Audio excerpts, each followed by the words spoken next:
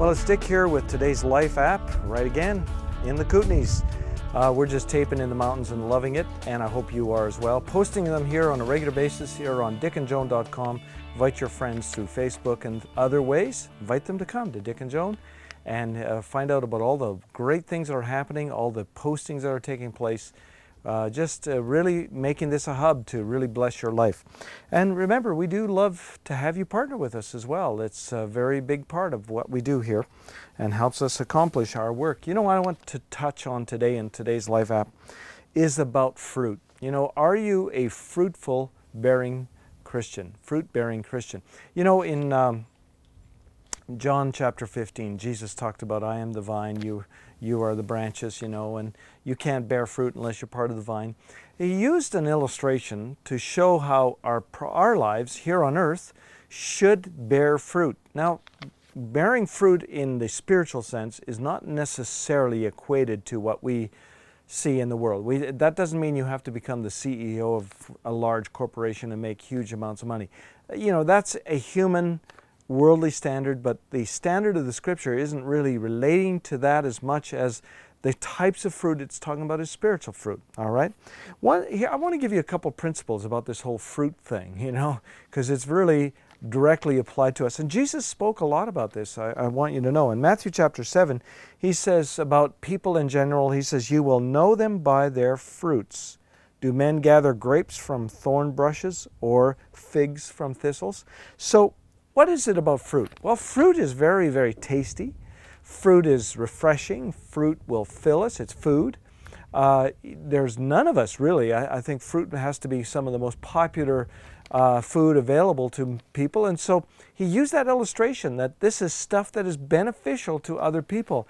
And he said, you'll know men by their fruit. He says, an evil tree he says, an evil tree cannot bear good fruit. That's why he said figs from thistles or fruit from thorn bushes. You don't find fruit on those kinds of trees.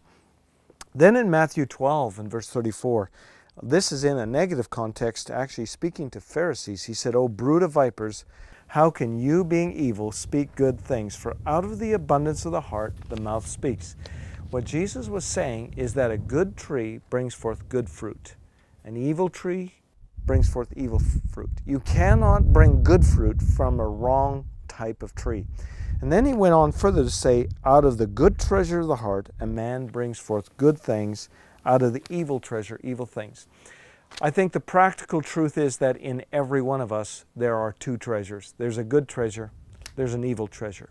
And we bank those treasures. And you know, if you allow anger, offense, jealousy, envy, ambition to begin to build in your life, eventually the words coming out of your life are going to be fed by that treasure. How do you change the fruit in your life? Change that treasure. And then you become a good bearing fruit tree. You become something productive, something healthy, something beneficial to the people around you. I know it's challenging because we all carry that other treasure, you know. We have that treasure of negativity, and you can feed that. By the way, the treasure that is going to grow in your life is the one that you do the most deposits in, just like your bank account. You keep depositing to that treasure of anger, that treasure of bitterness. You keep speaking those words of conflict and strife, envy, jealousy. That treasure is going to begin to grow. If you continue to feed the treasure of good things through positive thinking, positive words of encouragement, that treasure will grow. Today's Life app, let that treasure that is beneficial to those around you grow in your life so that the fruit in your life is obvious to all.